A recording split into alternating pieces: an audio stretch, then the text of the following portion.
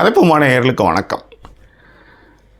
சமீபத்தில் இந்த செய்திகளை நீங்கள் தொடர்ந்து பார்த்துருப்பீங்க. அதுவும் ஊடக வெளிச்சம் தெருவுக்கு தெருவு இருக்கும் பொழுது, முன்னாடிலாம் இந்த சம்பவங்கள் நடந்தாலும் கூட அது விவாதிக்கப்படாது, வெளியே தெரியாமல் போயிடும். ஆனால் அன்றும் நடந்தது, இன்றும் நடக்கிறது. ஆனால் இன்றைக்கு ரிஜினல் லாங்குவேஜில் மட்டுமே 50-60 சேனல் இருக்கும் பொழுது, அது மட்டும் இல்லாமல் நிறைய யூடியூப் சேனல்ஸ் இருக்கும் பொழுது, ஒவ்வொரு ஏரியாவிலையுமே ஒவ்வொரு செய்தி சேனலுமே ஆட்களை நிறுவி இருக்கும் பொழுது, வெகு எளிதாக சந்து பொந்தில் நடக்கிற, அதாவது இந்தியாவில் இல்லை உலக நாடுகளில் சந்து பொந்தில் நடக்கிற விஷயங்கள் முதற்கொண்டு நம்மளுக்கு உடனடியாக நம்மளுக்கு தெரிஞ்சு போயிடுது. அதற்கு காரணம் ஊடகமும் இன்டர்நெட்டும் இதற்கு மிக முக்கிய காரணங்கள். ரைட், சரி. இப்போ இந்த எபிசோடில் எதை பற்றி பேச போகிறோன்னா, நம்ம சமீபத்தில் நம்ம நாய் கடித்து குழந்தைகள் இறந்து கொண்டு இருக்கிறது அப்படின்ற ஒரு செய்தியை, முன்னாடிலாம் இதே மாதிரி நாய் கடித்து நிறைய பேர் விழிப்புணர்வு இல்லாமல் ரேபிஸ் நோய் தாக்கி இறந்து போயிருக்காங்க. ஏன்னா நாய் கடிச்சதுன்னா நீங்கள் அந்த நாய்க்கடிக்கான உரிய சிகிச்சை எடுக்காமல் ஊசி போடலைன்னு வச்சுக்காங்க, ரேபிஸ் ஊசி போடலைன்னா நீங்கள் தண்ணியை கண்டாலே அவேஷன் ஆகி தண்ணியை சுற்றி நாய் மாதிரியே செத்து போயிடுவீங்க, குழச்சியே செத்து போயிடுவீங்க. ஸோ அதில் என்ன பெரிய கொடுமை அப்படின்னா, கவர்மெண்ட்டில் அப்போலாம் ஊசி போட்டும் கூட பச்சைலை சாப்பிட்றேன் அப்படி இப்படின்னு சொல்லி குழந்தைங்க இறந்து போனது உண்டு. ஓகே, நாட்டு மருந்து சாப்பிட்றேன், அதை சாப்பிட்றேன், இதை சாப்பிட்றேன்னு சொல்லி ஆங்கில மருத்துவ முறைக்கு போகாமல் இறந்து போனது உண்டு. ரெண்டாவது, குழந்தைகள் வீட்டில் நாய் கடிச்சதுன்னே சொல்லாமல் விட்டு போய் நோய் முற்று இறந்த குழந்தைகள் உண்டு. இப்போ இதில் பாசிபிலிட்டி இதெல்லாம் சூத்து கொழுப்புனோட சொல்லலாம். அதாவது பச்சளையில் குணப்படுத்திடலாம் அப்படின்ட்டு நம்பி வீட்டில் இருக்கிறவங்களை சாவடித்த குரூப்பு ஒன்று இருக்குது. இன்னொன்று மறதி, அதாவது அறியாமை, அதாவது விழிப்புணர்வு இல்லாமை. இதனால் நிறைய குழந்தைகள் இறந்து போயிருக்கு. ஏன் பெரியவங்களே கூட நாய் கடிச்சிச்சுப்பா, உடனே நான் நல்லெண்ணெய் சாப்பிட்டேன், எல்லாம் சரியாயிடும் அப்படின்னு நினச்சி விட்டவங்களும் இருக்காங்க. எனக்கு கூட தான் நாய் கடிச்சிது, ஆனால் நான் சாவலே, என்ன சும்மா நகை மட்டும் பிறண்டிருக்கோம். ஆனால் இன்னொருத்தன் நாய் நல்லா வலுவாகவே கடிச்சிருக்கும். இப்போ எனக்கே நாய்க்கடி பார்த்தீங்கன்னா பாருங்க, இது இருக்குல்ல, இது நாய்க்கடி. ஆக்சுவலி எங்கள் அப்பாவுக்கு சாப்பாடு வைக்க போனதுக்கு ஒரு நாய் பாஞ்சு இந்த இடத்துல கடிச்சிடுச்சு. அதனுடைய மார்க் தான் இது, லோ மார்க் இல்லை. ஸோ அது கடிச்சதுக்கப்புறம் என்னாச்சு, 15 ஊசி. இப்போலாம் 1 ஊசி 2 ஊசி முடிச்சாங்க. அப்போலாம் 15 ஊசி, பெரிய ஊசி தொப்பலை சுற்றி போடுவாங்க. இந்த தொப்பலை சுற்றி போடும்போது என்ன ஆகுனா வீங்கிடும். எங்கள் அம்மா என்ன பண்ணுவாங்க, 5 பைசாவுக்கு ஐஸ் வாங்கி கொடுப்பாங்க. அது இந்த ஐஸை சாப்பிட்டு பனிக்கட்டியாக ஆகும் இல்லையா, சாயெல்லாம் போனதுக்கப்புறம் அதை எடுத்து அந்த தொப்பலை வச்சா தான் அந்த வீக்கம் குறையும். 15 ஊசிலாம் நான் போட்டிருக்கேன். ஆனால் இதெல்லாம் நடக்குது, விழிப்புணர்வோடு பார்க்குறோம், போகிறோம், வரோம். ஆனால் நல்லா யோசித்து பார்த்தீங்கன்னா, சமீப காலமாக குழந்தைகளை, அதாவது ஸ்கூலுக்கு போயிட்டு வர்ற, டியூஷனுக்கு போயிட்டு வர்ற இளம் பெண்கள், முதியவர்கள், இதில் இதுவே கிடையாது, அந்த என்னது பேதங்களே இல்லை. ஸோ இதுக்கு முன்பான செய்திகள் எல்லாமே நம்ம பார்த்துருக்கோம் நாய்க்கடியை. ஆனால் சமீப காலங்களில் திருநாய்களுடைய எண்ணிக்கை அதிகமாகி வீட்டுக்கு முன்னாடி, இன்றைக்கி ஆந்திரா குண்டூரில் ஸ்வர்ணபாரதி நகரில் வீட்டுக்கு முன்னாடி விளையாடி கொண்டிருந்த 4 வயசு குழந்தை, என்ன ஐசஜ் அப்படின்ற ஒரு 4 வயசு குழந்தைய வெறிநாய்கள் விரட்டி சென்று கடித்து சிகிச்சை பலனின்றி அந்த குழந்தை இறந்திருக்கு. யோசிச்சு பாருங்க, 4 வயசு குழந்தைக்கு என்ன தெரியும்? இது கண்ணுக்கு எதிர்க்க இப்படி ஒரு விஷயம் நடக்கும்போது ஏன் இதை அரசாங்கம் கண்டுகொள்ளவில்லை அப்படின்ற ஒரு கோபம் எல்லாருக்குமே வரும். ஏன் அரசாங்கம் எதுவுமே பண்ண மாட்டுது? அரசாங்கத்துக்கு கண்ணு இல்லையா? நாய்களை கட்டுப்படுத்தலாமே. ஏனென்றால் ஒரு 25 வருஷம் 30 வருஷத்துக்கு முன்னாடி நாய் பிடிக்கிற வண்டின்னு நாயை பிடிச்சி எடுத்து போய் சாப்பிடுச்சுருவாங்க. கதற பிடிச்சிட்டு போவாங்க. இந்த கதற பிடிச்சிட்டு போகும்போது திருநாய் வளர்க்குறாங்கல்ல, அவங்களாம் சண்டைக்கு போவாங்க. இதில் என்ன கொடுமை அப்படின்னா, நீங்கள் வளர்க்குறவங்க வீட்டில் வச்சு அதை மெயின்டைன் பண்ணிக்கிறக்கும் போது பிரச்சனையே இல்லை. நீங்கள் கர்ண மகாராஜா மாதிரி பெரிய மயிரை நினப்பிச்சிக்கிட்டு மிச்ச சொத்தை அதுங்களுக்கு போடும்போது அதுங்க நல்லா உண்டு கொழுத்துட்டு திருவிழா போகிறவங்கலாம் கடிக்கும். அதை நாய் பிடிக்கிறவங்க வண்டியில் பிடிச்சாங்கன்னா, நம்ம நகராட்சி ஊழியர்கள் பிடிச்சாங்கன்னா இவங்க அதுக்கிட்ட சண்டைக்கு போவாங்க. ஸோ இந்த கூத்தெல்லாம் நம்ம ஊரில் மட்டும்தான் நடக்கும். சரி, இதற்கு ஏன் அரசு நடவடிக்கை எடுக்க மாட்டுது? எல்லாத்துக்கும் திடீர்னு நீதிமன்றத்தை நாடுறாங்க. ஒரு நாயை விட மனுஷனை விட நாய் ரொம்ப உயர்ந்ததா? இது ஏன் மேனகா காந்தியுடைய பெயர்கள்லாம் இதுக்கு தொடர்ந்து அடிபட்டுக்கிட்டு வருது அப்படின்றது தான் இந்த வீடியோவில் பார்க்க போகிறோம். ஸோ கதைப்போமா சேனலை இதுவரை சப்ஸ்கிரைப் பண்ணாதவங்க சப்ஸ்கிரைப் பண்ணுங்கள், லைக், கமெண்ட், ஷேர் பண்ணுங்கள். ஸோ இப்போ விரிவான பார்வைக்கு ஸ்டே டியூன் வித் அஸ்.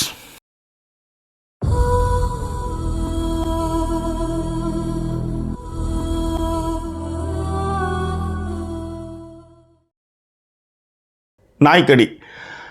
நான் முன்னாடியே சொன்ன மாதிரி நாய் கடிச்சதுன்னா அரசு மருத்துவமனைக்கு போய் டாக்டர் கன்சல்ட் பண்ணி ஊசி போட்டுக்காங்க. அதுதான் இந்த ரேபிஸ் நோயிலிருந்து காத்துக்கொள்ள சிறந்த வழி. சமீபத்தில் கூட ஒரு செய்தி என்னென்னா, ஒரு மாட்டினுடைய பாலை கறந்து அந்த பாலை வந்து காய்ச்சாமல் ஒருத்தவங்க குடிச்சிட்டாங்க. அவங்க ரேபிஸ் நோய் தாக்கி இறந்துட்டாங்க மகாராஷ்டிராவில். காரணம் என்னன்னா, அந்த மாட்டை வந்து நாய் கடிச்சிருந்தது. நாயினுடைய ரேபிஸ் நோய் வந்து மாட்டுக்கு பரவி மாட்டினுடைய பால் வழியாக இந்த அம்மா செத்து போயிட்டாங்க. ஸோ இது ரொம்ப மோசமான ஒரு நோய். நம்ம ரொம்ப அலட்சியமாக பார்க்குற ஒரு விஷயம் வந்து வருஷத்துக்கு 4000 பேர் செத்துட்ருக்காங்க இந்தியாவில். நாய்க்கடிக்கு வருடத்திற்கு 4000 பேர் செத்துட்ருக்காங்க இந்தியாவில் மட்டும். ஆனால் இது பற்றி கவலையே கொள்ளாத ஒரு ஒன்றிய அரசை தான் நாம் பெற்றிருக்கிறோம். அது மட்டும் கிடையாது, இது வந்து தமிழ்நாட்டில் இன்னும் அதிகம். அப்போ முதலமைச்சர் ஸ்டாலின் இதுக்கு அதாவது நடவடிக்கை எடுக்கணுமே அப்படின்னா ஒன்றிய அரசு தான் இதுக்கு முக்கியமான நடவடிக்கை எடுக்க வேண்டுமே ஒழிய எப்படி நீட்டை வந்து ஒன்றிய அரசு தான் நீக்கணும். அந்த மாதிரியான விஷயங்களில் ஏன்னா நம்மளுடைய முந்தைய ஆட்சியாளர்கள்லாம் இதுக்கெல்லாம் கையெழுத்து போட்டு போனனால இதை நீக்கிறதுனா நம்மளுடைய ஆட்சியில், அதாவது காங்கிரஸ் தலைமையிலான ஆட்சி அமையும் பொழுது நாங்கள் நீட்டை வந்து எடுத்துடுறோம் அப்படின்ற அவங்க ஓகே சொல்லியிருக்காங்க. ஆனால் இவங்க அதை வந்து அவங்க தான் எடுத்து வந்தது. ரைட்? கேட்டால் நீங்கள் ஏற்கனவே கையெழுத்து போட்டிங்களன்னா அப்போ போன ஆட்சியாளர் அது மாதிரி செஞ்சுட்டு போயிட்டாங்கன்னமோ நம்ம என்ன பண்ண முடியும்? அதற்கான விழிப்புணர்வு ஏற்படுத்த முடியும். மத்தியில் நமக்கான ஆட்சியாளர் அமையும் பொழுது, ஒன்றியத்தில் ஆட்சியாளர் அமையும் பொழுது இது சாத்தியமாகலாம். இது ஒன்று, அதை விடுங்க. அப்போ தமிழ்நாட்டில் அதிகமாக இருக்குது இந்த மாதிரி நாய்க்கடி இருக்கே. இதை வந்து என்ன பண்ணணும்னா கண்ட்ரோல்டு பை ஒன்றிய அரசு, நீதித்துறை. சரி, இதில் ஏன் வந்து மேனகா காந்தியினுடைய பெயர் ஈடுபடுகிறது? மேனகா காந்தி வந்து முன்னாள் மத்திய அமைச்சராக இருந்தாங்க. அவங்க வந்து பெண்கள் மற்றும் குழந்தைகள் நலத்துறையில் வந்து அமைச்சரவையில் மத்திய அமைச்சரவையில் இருந்தாங்க. அவங்க அந்த நேரத்தில் அவங்க என்ன பண்ணுறாங்க, பீப்புள் ஃபார் அனிமல்ஸ் என்ற விலங்கு நல அமைப்பை நிறுவி தெருநாய்கள் உள்ளிட்ட விலங்குகளை கொல்லக்கூடாது, ஜீவகாருண்யம் பார்க்கணும் அப்படின்னு அந்த அம்மா எடுத்துகிட்டு வந்து ஒரு ரூல் எடுத்துகிட்டு வராங்க. பீப்புள் ஃபார் அனிமல்னு ஒரு அமைப்பை உருவாக்குறாங்க. இந்த அமைப்பு வந்து என்ன பண்ணுது, 2001 மேனகா காந்தி என்ன பண்ணுறாங்கன்னா, இந்த தெருநாய்களை வந்து கொல்வதற்கு எதிராக prevention of cruelty to animals act ABC விதிகளை ஆதரித்து அவங்க என்ன பண்ணுறாங்க, நீதிமன்றங்கள் மூலமாக வழக்கு தொடர்ந்து தெருநாய்களை சாகடிக்கவே கூடாது அப்படின்ற ஒரு உத்தரவு வந்து நீதிமன்ற உத்தரவு எடுக்கிறாங்க. இந்த நீதிமன்ற உத்தரவின் காரணமாகத்தான் தெருநாய்களை கொல்ல முடியாமல் மாநகராட்சி ஊழியர்கள் தவிர்க்கிறார்கள். அதனால தான் மேனகா காந்தியினுடைய அவங்களுடைய அந்த கைண்ட்னஸாலையும் அவங்களுடைய என்ன சொல்ல விலங்குகள் மீது வந்து அவங்க காட்டிய அக்கறையினால தான் இன்றைக்கி நிறைய குழந்தைகள் வந்து உயிரிழந்துட்டு இருக்காங்க அப்படின்ற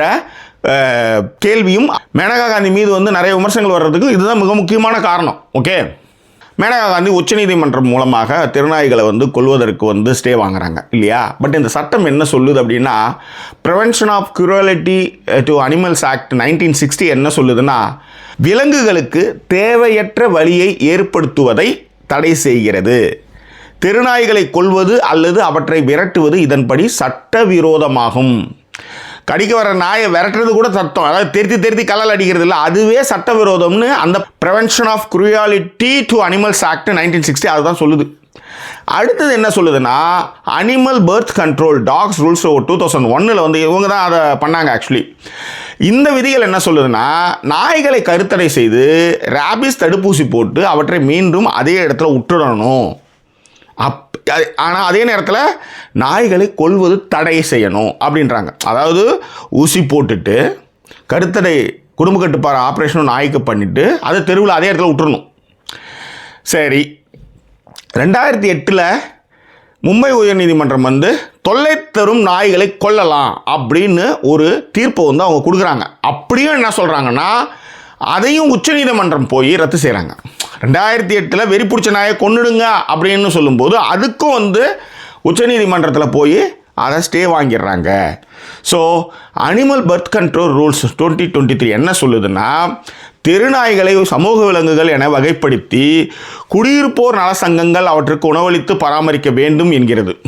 ஸோ இந்த மாதிரிலாம் ஸ்டே வாங்கி ஏன்னா வெறிநாயை கூட வந்து நீங்கள் கொல்லக்கூடாது அப்படின்ற மாதிரி அதுக்கு தனியாக ஒரு வாழ்விடத்தை அமைக்க வேண்டும் எல்லாம் வந்து சொல்லும் பொழுது, இந்தியா போன்ற ஒரு மக்கள் தொகை அதிகம் கொண்ட நாட்டில் மணிப்பூரில் என்ன கலவரம் நடந்தாலும் எனக்கு என்ன, எங்கே நாக்பூரில் என்ன நடந்தால் எனக்கு என்னன்ற மாதிரியே இருக்கக்கூடிய ஒரு தலைவர்கள் இருக்கக்கூடிய ஒரு காலகட்டத்தில் நாய்களை போற்றி பாதுகாக்க வேண்டும், கருத்தடை செய்ய வேண்டும், அதற்கு வந்து வெறிநாய் பண்ணால் கூட அதுங்களை வந்து ஒரு தனியான ஒரு செல்லில் போட்டு வச்சுருக்கணும் ஒசரம் அங்கே சாவடிக்கக்கூடாதுன்னு போது அது யார் மெயின்டைன் பண்ணுறது?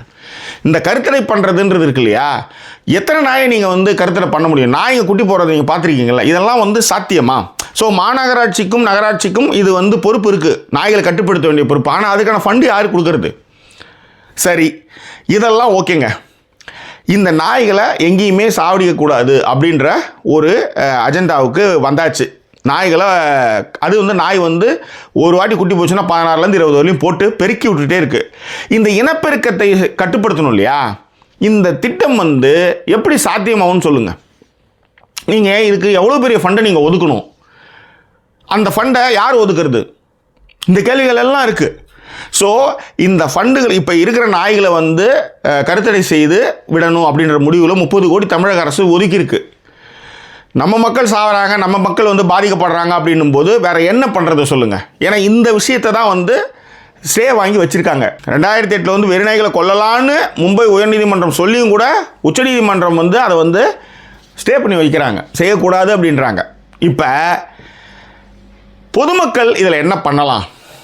துஷ்டரை கண்டா தூரம் போன்ற மாதிரி வெறிநாய்களை நம்ம வந்து நாய்களையோ அந்த இருக்கிற இடத்த விட்டு கடந்து போகிறது நல்லது. ஆனால் தெரு ஃபுல்லும் நாய்கள் இருக்கும்போது நீ எப்படி கடந்து போக முடியும்? அதுவும் இல்லாமல் நம்ம வந்து காலையில் 9 மணிக்கு எழுந்து 5 மணிக்கு போயிட்டு 6 மணிக்கு வந்து படுக்கிற ஆட்கள் இல்லை. இங்கே எல்லாமே வந்து ஷிஃப்ட்டு விஷயத்தில் எல்லாருமே ராப்பகலாக ஓடிட்டுருக்காங்க. அப்போ டெலிவரி இதில் வந்து ஜொமேட்டோ டெலிவரியிலேருந்து அமேசான் டெலிவரியிலேருந்து இந்த டெலிவரி பாய்ஸ் மட்டுமே வந்து இந்த டெலிவரி பாய்ஸு வாட்ச்மேன் இவங்க எல்லாருமே வந்து இந்த வெறிநாய் கடியில் வந்து அதாவது நாய்களால் வந்து பாதிக்கப்படுறாங்க. எல்லா ரோட்லேயும் நாய்கள் தெருநாய்கள் சுற்றிக்கிட்டே இருக்கும்போது அதை கண்ட்ரோலே பண்ண முடியாமல் போகுது. ரோட்டில் எவனாவது வந்து ஒரு ஜொமேட்டோ பாய் வந்து போனால் கூட அவனை திருத்தி கடிக்குது. அது மட்டும் இல்லை, குழந்தைகள் பயப்படுறவங்கன்னும் போது சுற்றி அதுங்க கடிக்குது.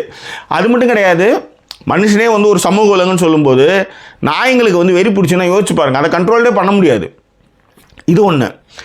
பொதுமக்கள் இப்போ இவ்வளோ விஷயம் நம்ம பேசுகிறோம்ல, நம்மக்கிட்ட எவ்வளோ பெரிய தப்பு இருக்குது தெரியுமா? நாம் வந்து பெரிய மயிர் மாதிரி சாப்பிட்டுட்டு பிரியாணி மிச்சம் பிரியாணி இருந்தால் அப்புறம் ரோட்டில் போட வேண்டியது, அதை வந்து அதுங்க எல்லாமே சாப்பிடுதுங்க. நம்மக்கிட்ட அந்த சிவிக் சென்ஸ் வரணும். குப்பைகளை குப்பை தொட்டியில் போடும்போது அதுங்களுக்கு உணவு இல்லாமல் அதுங்க ஏதாவது வேற எங்கேயாவது போகும். நீங்கள் ஒவ்வொரு தெருவிலையுமே என்ன பண்ணுறீங்க? நீங்கள் வந்து கருணை மயிராக இருக்கிறீங்கன்ற மாதிரி, நீங்கள் வந்து நல்ல மயிராக இருக்குன்ற மாதிரி உங்கள் மயிருக்கு வந்து புண்ணியம் வேணுன்றதுக்காக சோத்தை வந்து ரோட்டில் போடுறீங்க. ரோட்டில் போடுறதுனாலே என்ன ஆகுது? அந்த நாய்ங்க அதெல்லாம் சாப்பிட்டு உண்டு கொழுத்து அங்கேயே சுற்றிட்டு இருக்குதுங்க. அதுங்க குட்டியை போடுது. இப்போ ஒரு ஒரு ஒரு ஒரு ஒரு தெருவில் எத்தனை நாய் இருக்குன்ட்டு எப்படி வந்து ஒரு மாநகராட்சி ஊழியர்கள் வந்து கணக்கு போட முடியும்? ஏனென்றால் நகரமயமாக்கல் என்ன ஆகுது? மக்கள் தொகை பெருக்கம் அதிகமாக இருக்குது. பெருக்கம் அதிகமாக அதே நேரத்தில் நாய்களுடைய எண்ணிக்கை பெருகிட்டே இருக்குது. ஏன்னா எல்லாமே கருணை மயிராக இருக்கிறானுங்க, எல்லாம் சோத்தட்டு வந்து ரோட்டில் போட்டுறானுங்க. சரி, வெளியில் கொட்டினா நாயாக சாப்பிட்டு போகும். இந்த நாயாக சாப்பிட்டு போனால் தான் நீங்கள் எல்லாம் கடிச்சு வச்சுட்டு இருக்குது. ஸோ அந்த கட்டுப்பாடு நம்மளுக்கு வேணும். இந்த ஈக்குவையில் அவன் ஃபாலோ பண்ணணும். நாய் கக்கா போனால் கூட அந்த பீ அள்ளி டஸ்ட்பினில் போடணும், இல்லைனா ஃபைனு. ஒத்துக்குங்களா? நீங்கள் ஒத்துக்குங்களா? ஒரு நாய் இங்கே எல்லாருலேயுமே நாய் இருக்கும். மோஸ்ட்லி நாய்க்குன்னு தனியாக வந்து ஒரு பெரிய சூப்பர் மார்க்கெட் போனால் நாய்க்குன்னு தனி செக்ஷன் இருக்குது. இந்த நாய்க்குன்னு தனி செக்ஷனில் பார்த்தீங்கன்னா அதுக்கு இல்லாத சவர்ஷனே கிடையாது. ஒரு நாய் கூட இங்கே குலைச்சி நான் பார்த்ததே கிடையாது. அதுக்கு ட்ரைனிங், அதற்கான மெயின்டெனன்ஸ். நாயை எடுத்துகிட்டு வரலாம், நாயை வந்து இந்த மால்குள்ளே எடுத்துகிட்டு வரலாம், நாயை இந்த தேட்டரில் எடுத்துகிட்டு வரலாம். நாய் இதுக்கு ரெஸ்ட்ரிக்ஷன்ஸும் இருக்குது, அதே மாதிரி கொண்டாடுற இடங்களும் இருக்குது. அந்த மாதிரி நாய்களை வந்து பேணி பாதுகாக்கிற இடத்துல ஒன்றும் பிரச்சனை இல்லை. ஆனால் மக்கள் தொகை பெருக்கமாக அதுவும் அடர்த்தியாக இருக்கக்கூடிய ஒரு நாட்டில் ஜீவகாரணின்னு நீங்கள் பேசிகிட்டு இருக்கும்போது அது மனுஷங்களே கடிச்சு வைக்குது. இதுக்கு என்ன தீர்வுன்னா தீர்வே இல்லை. அதுதான் மேட்டர். தீர்வுன்னா பொதுமக்கள் கிட்டேருந்து வரணும். ஏண்டா அவ்வளோ 500 கோடி 1500 கோடி செலவு பண்ணி உங்களுக்கு வந்து பாதாள சாக்கடையெல்லாம் மழை பெஞ்சா தண்ணி போகணுன்ற மாதிரி பண்ண எத்தனை பேர் குப்பையை ஒழுங்காக குப்பையில் போடுறீங்க, எல்லாம் ரோட்டில் போடுறீங்க. அதெல்லாம் போய் அடைச்சிக்காது. அது கேட்டால் வந்து மயிரை பிடிக்கிட்டானுங்க, மட்டையை கட்டிட்டானுங்க, இதுதான் மாடல் அரசா மயிர் அரசா நீங்கள் வந்து நக்கல் விட்றீங்க. பொறுப்பு மயிர் உங்களுக்கு கிடையாது, ஆனால் நக்கல் வந்து அரசை விட்ருக்க வேண்டியது. அவன் அவ்வளோ செலவு பண்ணி எல்லாம் பண்ணால் போய் எல்லாம் ஃபுல்லாக அடைச்சிக்குது, தண்ணி போக மாட்டுது. திமுக வந்து கூப்பில் தான் நீங்கள் திமுக கூப்பில் இல்லை, தமிழ்நாடு தான் இத்தனை நாள் கூப்பில் இருந்தது. இந்தியாவில் சராசரியை விட 9.66% கிட்ட வந்து ஜிடிபியில் முன்னேறி இருக்குது, மத்திய அரசே சொல்லுது. ஸோ அந்த மாதிரி திட்டங்களை வகுத்தால் பொதுமக்களுக்கு அதில் வந்து பங்கு இருக்கணும். சோத்து மயிரை வந்து ரோட்டில் போடுறதுலேருந்து குப்பையை வந்து ரோட்லேயே போட்டு போகிறதுலேருந்து எல்லாம் போய் சாக்கடை அடைச்சிக்கிட்டு தண்ணி வந்து நிற்குது. என்ன திட்டம் மயிர் பண்ணி என்ன பிரயோஜனம் சொல்லு? எவ்வளோ பெரிய மழைநீர் வடிகால் வாரியம் வச்சாலும் நீங்கள் இவ்வளோ குப்பையை போட்டுருந்தா அது என்ன பண்ணும்? நீங்கள் தாராளமாக நாய்களை வளருங்க, உங்கள் ஜீவகாரணத்தை அதிகரிச்சுக்காங்க, உங்கள் கருணை உள்ளத்தை பாருங்கள், தாராளமாக தத்தெடுத்து அதுக்கான எஃபெக்ட் வச்சு அதுக்கான விஷயங்களை பண்ணி பராமரிப்பு பணிகள்லாம் செஞ்சு வளர்த்துக்காங்க. யார் வேணான்றது? ஸோ இதுதான் இதில் இருக்கிற பிரச்சனை. அதனால் நம்ம ஆள் ஏன்னா ஒரு கை ஓசையில் இது உருவிடாது, பார்த்து இருந்துக்க வேண்டியது தான். ஏனெனில் நாம் வந்து மனித உயிர்களை பெருசாக நினச்சிக்காத ஆளுங்க தான். ஏன்னா 4000 பேர் வந்து வருஷத்துக்கு சாவறான்னா என்ன மாதிரி பதறணும், என்ன மாதிரிலாம் வந்து கோர்ட்டில் கேஸை போட்டு என்னெல்லாம் பண்ணணும், அதுக்கான ப்ரிவென்ஷன்லாம் எவ்வளோ விஷயங்கள்லாம் நீங்கள் பண்ணணும். ஏதாவது பண்ணியிருக்கீங்களா? மணிப்பூரே 3 வருஷமாக போயிட்டுருக்குது, இன்னும் நாய் 4 பேர் 4000 பேர் செத்தானுங்க, அதுக்கு பேசிகிட்டு இருக்கீங்க. ரைட்.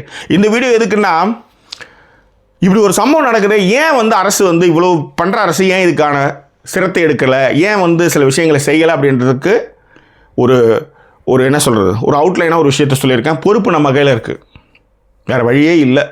அதனால தான் திரும்பவும் சொல்கிறேன். ஏன்னா நம்ம பக்கம் தான் நிறைய மிஸ்டேக்ஸ் இருக்குது. That's important thing. அதான் இந்த இடத்துல ஷேர் பண்ணியிருக்கேன். உங்கள் கருத்துக்களை பெருங்களை தெரியப்படுத்துங்க. இன்னும் வேறு ஒரு எபிசோடில் உங்களை நான் சந்திக்கிறேன். அதுவரை நன்றி கூறி விடுவது உங்கள் ஜாக்கி சேகர். நன்றி, வணக்கம்.